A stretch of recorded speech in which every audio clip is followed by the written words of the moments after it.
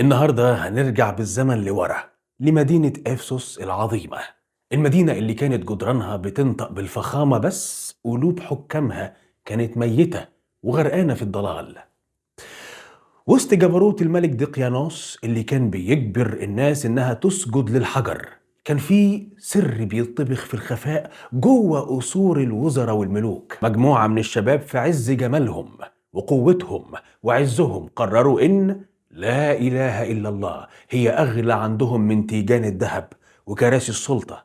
إزاي نور الإيمان قدر يخترق حصون الشرك ويجمع القلوب دي على كلمة واحدة، رغم إن السيوف كانت مستنية على رقابهم. الحكاية مش مجرد هروب لغار في جبل، دي ملحمة الثبات اللي وقفت الزمن 309 سنة عشان تثبت للعالم إن الحق ملوش تاريخ صلاحية. احنا النهاردة هنعيش قصة أصحاب الكهف، هنشم ريحة التراب في الغار ونسمع دقات قلوب الفتية وهم بيواجهوا الطاغية.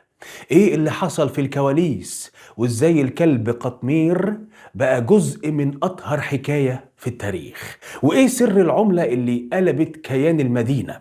استعد عشان الحكاية دي مش بس للموعظة، دي خريطة طريق لكل واحد حاسس إنه غريب في زمن الفتنة وعايز يهرب بدينه.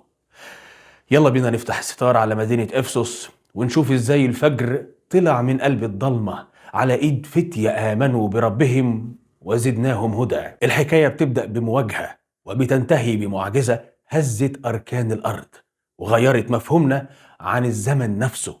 فيلا اضغط لايك وما تنساش تفعل الجرس. أنا محمد سعد الله، ويلا بينا على الموسيون قصة.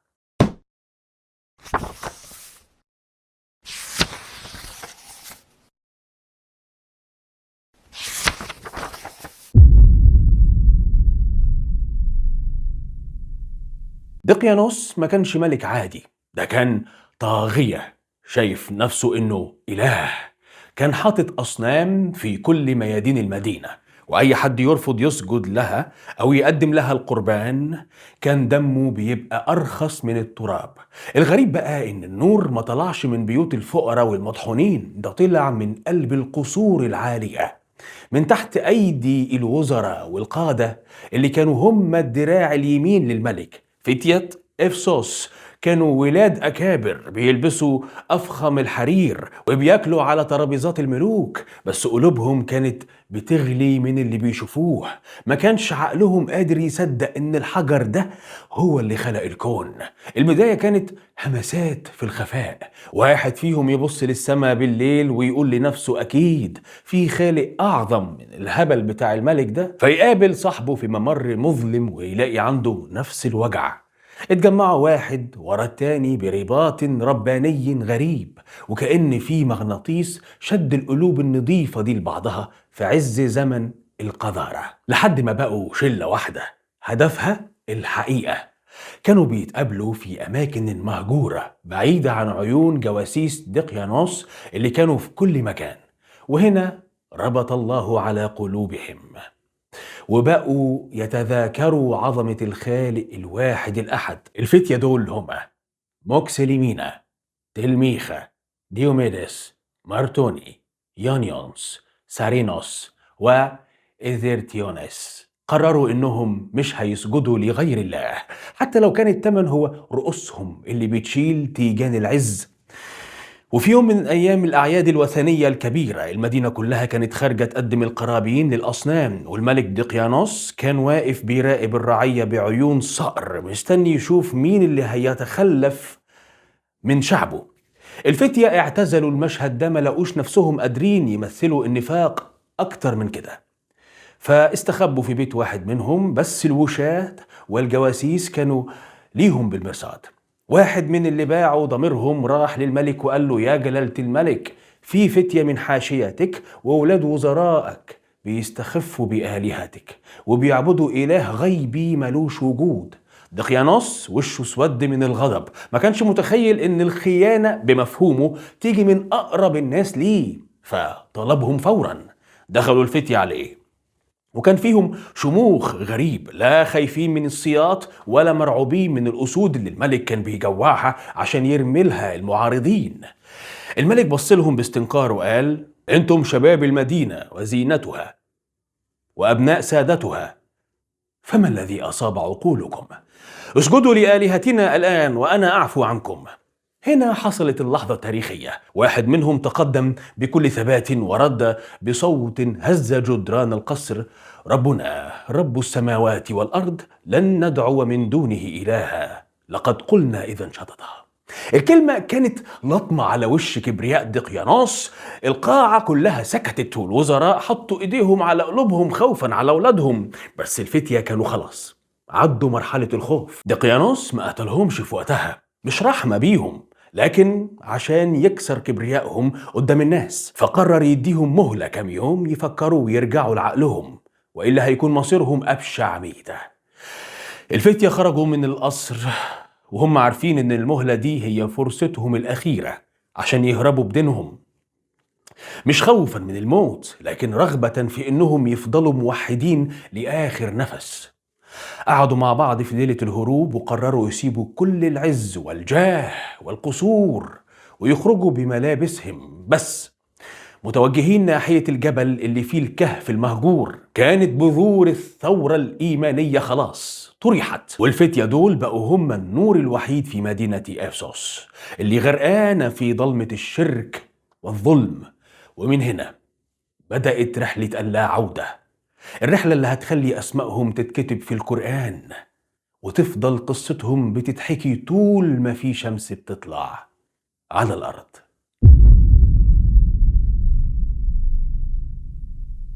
دقيانوس الملك كان قاعد في قصره، الغضب بياكل في قلبه ومستني اللحظة اللي يذل فيها الفتية دول قدام المدينة كلها عشان محدش يجرؤ ويقلدهم. لكن الفتية في المهلة اللي خدوا فيها وقتهم ما كانوش بيفكروا ازاي يعتذروا، كانوا بيفكروا ازاي يختفوا عن عين الظلم قبل ما السيف يلمس رقابهم. اجتمعوا في نص الليل والمدينة كلها نايمة والبرد كان بيقرص في العظم، بس نار الإيمان اللي جواهم كانت مدفياهم ومخلية الخوف ملوش مكان في قلوبهم. موكسيليمينا اللي كان أعقلهم بص لأصحابه وقال: يا إخوتي، لو بقينا هنا فإما أن نقتل وإما أن نكفر بربنا، وكلاهما مر، فليكن الفرار بالدين هو سبيلنا.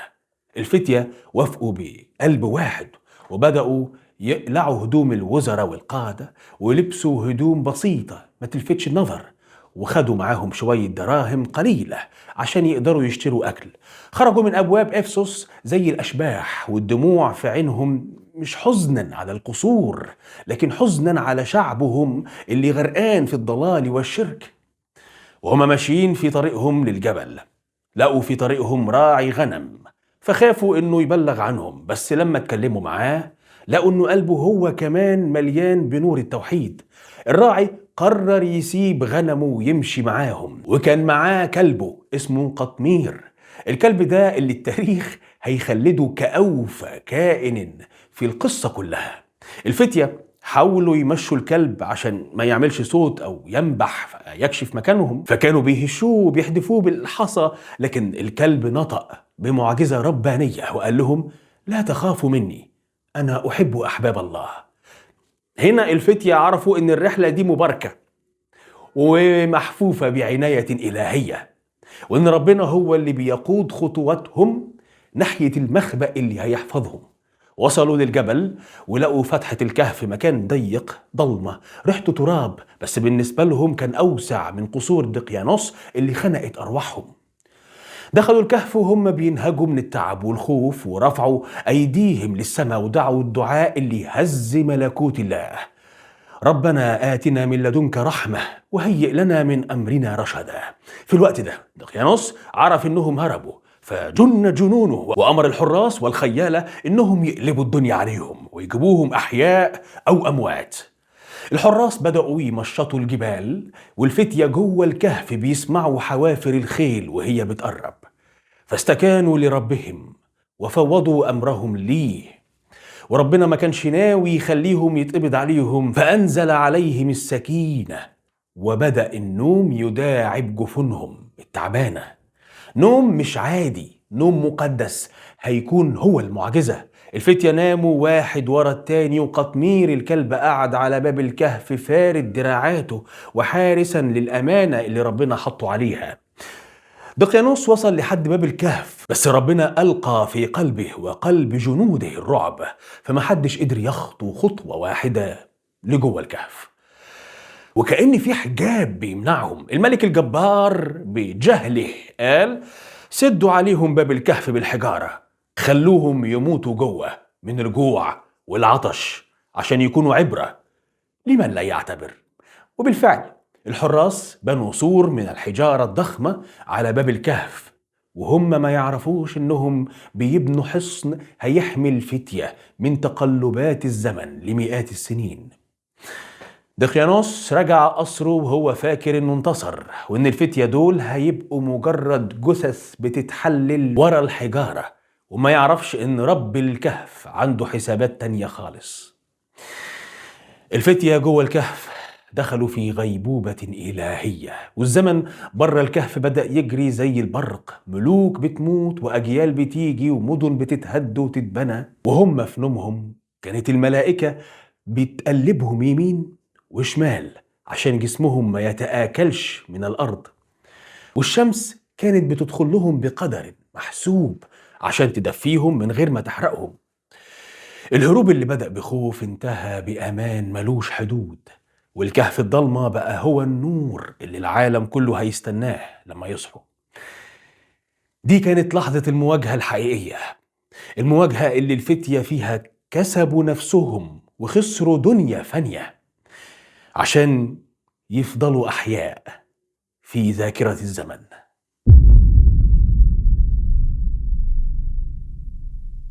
بمجرد ما الحراس قفلوا باب الكهف بالحجارة والضلمة سكنت المكان، حصلت المعجزة الصامتة. ربنا سبحانه وتعالى ضرب على آذانهم. يعني إيه؟ يعني عزلهم تماما عن أي صوت في الدنيا. الفتية استسلموا للنوم، بس مش أي نوم، ده كان نوم حي، يعني أجهزة جسمهم شغالة بس في حالة خمول إلهي، لا بيجوعوا ولا بيعطشوا، وكأن الزمن وقف جوه الكهف وساب الدنيا بره تجري. ربنا سبحانه وتعالى كان هو الحارس المباشر ليهم، ووصف لنا الكهف ده وصف هندسي ومعماري يذهل العقول. الكهف كان له فتحة بتخلي الشمس لما تطلع تميل عنهم يمين، ولما تغرب تسيبهم شمال. الهدف من دخول شعاع الشمس ما كانش الإضاءة، لكن كان عشان الهواء يتجدد وجسمهم ما يعفنش، وفي نفس الوقت الأشعة المباشرة ما تحرقهمش. فكانت الشمس بتتزاور عنهم بحكمة ربانية دقيقة. والإعجاز الأكبر كان في حركة أجسامهم، ربنا كان بيقلبهم ذات اليمين وذات الشمال. والعلماء النهاردة بيقولوا إن التقلبات دي هي اللي بتحمي الجلد من قرح الفراش والموت. فكانت الملائكة هي اللي بتعمل لهم العلاج الطبيعي ده وهم نايمين. أما الكلب قطمير فكان له وضع خاص تاني خالص، كان باسط دراعاته عند فتحة الكهف أو الوسيط، وكان شكله وهو نايم وعينه مفتوحة، يعني هيئته وهو حارس المكان مرعبة لدرجة إن أي حد يقرب من الكهف كان بيهرب من الرعب. لو اطلعت عليهم لوليت منهم فرارا ولملئت منهم رعبا. دي الكلمة اللي بتلخص حال الكهف اللي كان عليه هبة إلهية وسياج من الخوف بيمنع أي فضولي إنه يهدم الحجارة ويدخل يشوفهم. برا الكهف الدنيا كانت بتتقلب. الملك دقيانوس اللي كان فاكر نفسه إنه إله مات وشبع موت وجسمه بقى تراب، والوزراء اللي خانوا الفتية انتهى ذكرهم، وجيل ورا جيل بدأ يظهر في إفسس. السنين بدأت تتراكم سنة ورا سنة وقرن ورا قرن لحد ما عدى 300 سنة، وزادوا عليهم 9 سنين بالحساب القمري. والفتية لسه في نومهم، لا شعرهم طال ولا ضوافرهم كبرت ولا ملامحهم اتغيرت. خلال ال 309 سنة دول ملامح المدينة اتغيرت تماما. الأصنام اللي دقيانوس كان بيجبر الناس تسجد لها اتكسرت، والتوحيد بدأ يدخل القلوب، وملك مؤمن وصالح بقى هو اللي بيحكم إفسس. الناس نسيت قصة الفتية وبقت مجرد أسطورة بتتحكى عن شباب هربوا من زمان بعيد واستخبوا في الجبل، ومحدش كان يتخيل إن الأسطورة لسه حية وبتتنفذ داخل الكهف. والحكمة من المدة الطويلة دي إن ربنا أراد إنه يوري الناس إن اللي يقدر يخلي شباب نايمين 300 سنة ويصحيهم يقدر يبعث الناس من القبور يوم القيامة. فكان الكهف هو معمل إثبات البعث. الفتية جوه الكهف كانوا في رحمة تامة، ما بيحسوش بالبرد ولا بالحر، ما بيسمعوش صوت الرعد ولا الزلازل اللي ممكن تكون كانت بتهز الجبل نفسه. كانوا في ضيافة الخالق بكل ما تعنيه الكلمة. تخيل يا كينج 309 سنة من الهدوء المطلق في وقت كانت الحروب بره الكهف بتقوم وتخلص، والمجاعات بتيجي وتروح، والفتية في أمان الكهف محفوظين بكلمة كن فيكون. حتى الكلب قطمير فضل على وضعه، ما أكلش ولا شرب، وجسمه فضل محتفظ بهيئته عشان يكون هو العلامة الأولى اللي هيشوفوها الفتية لما يفتحوا عينيهم. اللحظة دي كانت هي الهدوء الذي يسبق العاصفة، عاصفة الاستيقاظ اللي هترج المدينة وتعمل زلزال في نفوس الناس لما يكتشفوا إن الزمن ممكن يرجع لورا أو يقف بأمر الله. الكهف ما كانش مجرد حفرة في جبل، ده كان غرفة عمليات ربانية بتجهز لدرس كوني للأجيال اللي جاية، درس عن الثبات وعن قدرة الله اللي ملهاش حدود. وفي لحظة معينة وفي توقيت رباني محسوب بالثانية صدر الأمر الإلهي بأن الأرواح ترجع لأجساد الفتية، وإن النومة الكبرى تنتهي عشان تبدأ الصحوة الكبرى.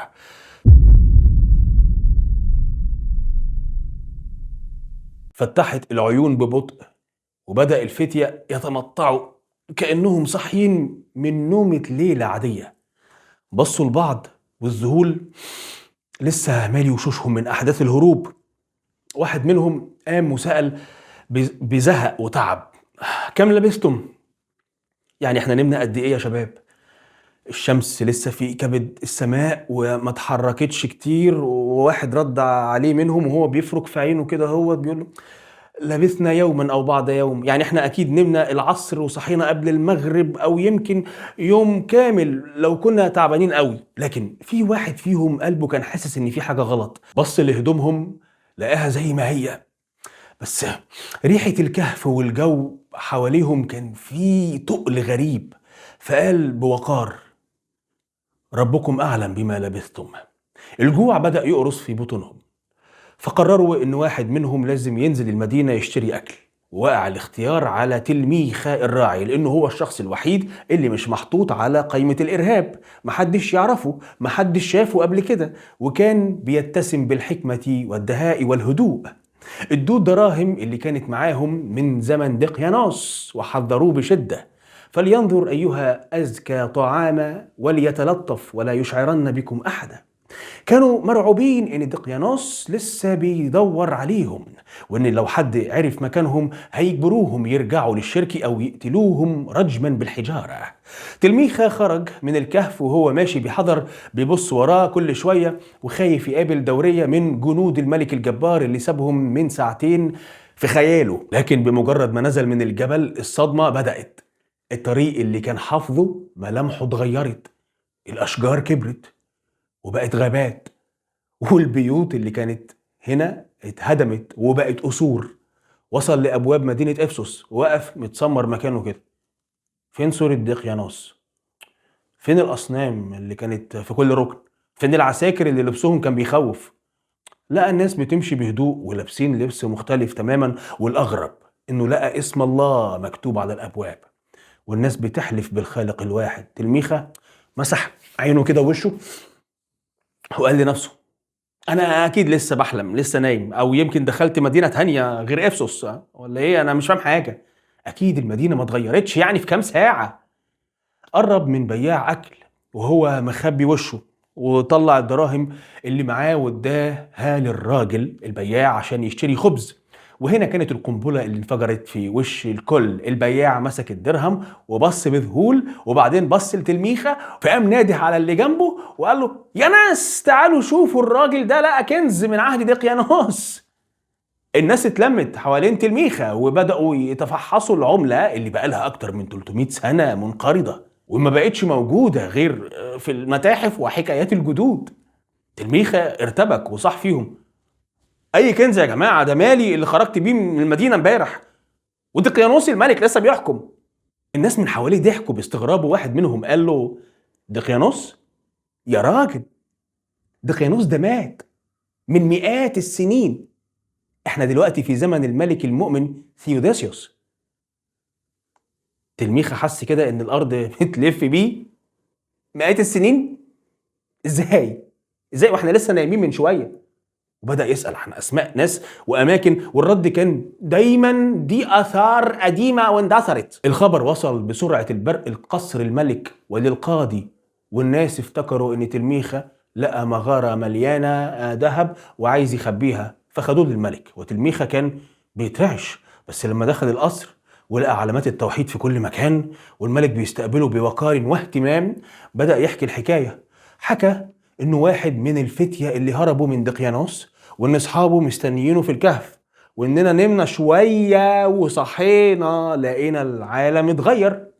الملك ثيوداسيوس عينه دمعت، وكان في وقته كان في خلاف عقدي بين الناس عن البعث بالأجساد، فكانت قصة تلميخة هي المعجزة اللي ربنا بعتها عشان ينهي الجدل ده. الملك قال لشعبه: هذه آية من آيات الله، انطلقوا إلى الكهف لنرى بقية الفتية ولنتبرك برؤية معجزة الله الحية. خرجت المدينة كلها في موكب مهيب وراء تلميخة اللي كان ماشي وهو مش مستوعب انه بقى جد لكل الناس اللي ماشية وراه دي.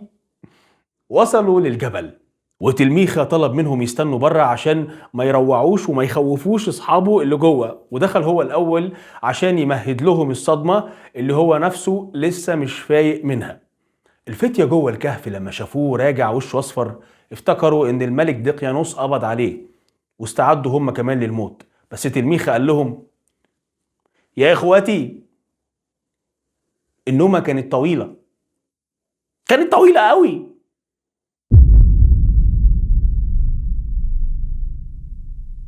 تلميخة دخل الكهف ولقى أصحابه واقفين وعيونهم مليانة خوف مكسلمين. قال له بلهفة: يا تلميخة، هل كشف أمرنا؟ هل جنود دقيانوس بالباب؟ تلميخة قعد على الأرض وهو بينهج والدموع مغرقة وشه، ورد عليهم بصوت ملوش وصف: يا إخوتي، دقيانوس صار ترابا وجنوده صاروا عظاما نخرة. نحن لم ننم يوما، نحن نمنا أكثر من 300 عام. بقية الشلة وقعوا على الأرض واحد ورا التاني الأرض يعني من هول الصدمة، وبدأوا يبصوا لبعض، ملامحهم هي بس قلوبهم بدأت تستوعب إن اللي حصل ده هو تدخل إلهي مباشر، إن ربنا وقف ليهم الساعة عشان يكونوا برهان للبشرية كلها بره الكهف. كان الملك المؤمن ثيوداسيوس واقف بخشوع ومعاه جيشه وشعبه، ما كانش حد فيهم متجرأ إنه يدخل هيبة المكان لحد ما الفتية هم اللي خرجوا عشان يقابلوا المستقبل بالنسبة لهم اللي بقوا هم جزء منه كمان. المدينة كلها كبرت وهللت لما شافوا الفتية بملابسهم القديمة ووشوشهم اللي بتشع نور. الملك ثيوداسيوس نزل من على حصانه وانحنى ليهم وهو بيبكي وقال: يا أحباء الله، لقد كنتم الحجة التي انتظرناها لنؤمن أن الله يبعث من في القبور. الفتية حسوا في اللحظة دي إن مهمتهم انتهت، هم هربوا بدينهم عشان يحافظوا عليه، وربنا أظهرهم في الوقت اللي الناس فيه كانت محتاجة المعجزة عشان يثبت إيمانهم بالبعث بالأجساد. واحد من الفتية بص للسماء وقال: يا رب، لقد أتممت علينا نعمتك، فأقبضنا إليك ولا تجعلنا فتنة لأحد. ما كانوش عايزين يعيشوا في زمن مش زمنهم، ولا يلبسوا حرير في دنيا هم طلقوها زمان. رجعوا دخلوا الكهف تاني، وتمدد كل واحد في مكانه، وفي هدوء وسكينة ملاك الموت زارهم للمرة الأخيرة، بس المرة دي كانت نومة مفيش بعدها صحوة في الدنيا، كانت رحلة لرب كريم. الناس بره استنوا كتير، ولما دخل الملك لقاهم جثث هامدة، بس وشوشهم كانت مبتسمة وكأنهم نايمين، وريحة المسك كانت مالية المكان كله. هنا حصل الخلاف الشهير بين الناس، فريق عايز يبني عليهم بنيان عشان يداري سرهم، وفريق تاني وهم اللي كان ليهم الغلبة في الآخر قالوا لنتخذن عليهم مسجدا. اتبنى المسجد فوق الكهف وبقى مزار للناس تتعلم منه ان الحق ما بيتمحيش، وان اللي بيعتصم بالله ربنا بيصنع له المعجزات من تحت الارض ومن فوقها. قصة اصحاب الكهف فضلت هي الامل لكل واحد مظلوم، وكل واحد خايف على دينه، وكل واحد حاسس ان الباطل صوته عالي، لان الكهف علمنا ان نومة واحدة بامر الله ممكن تخلي الظالم يبقى ذكرى منسية والمؤمن يبقى حقيقة باقية. اختفت اجسادهم واتقفل باب الكهف، بس قطمير الكلب فضل ذكره محفور في الكتب كأنه بيقول للبشر: إذا أنا الكلب نال الشرف بصحبة الأخيار، فكيف بمن يتبع منهجهم؟ إفسس ما بقتش مدينة دقيانوس الملعون، بقت مدينة الفتية السبعة، وبقت رمز للنور اللي بيطلع من قلب الضلمة ومن قلب الغار. الحكاية انتهت، بس سورة الكهف فضلت تنور لنا كل جمعة عشان تذكرنا إن الزمن ملك لله، وإن الفتنة مهما كبرت فكهف الإيمان دايما مفتوح لأي حد عايز يهرب لربه. دي كانت ملحمة أصحاب الكهف، الفتية اللي باعوا دقيقة من عز زائل فاشترى الله لهم خلود لا ينتهي، وجعل ذكرهم آية تتلى لآخر الزمان.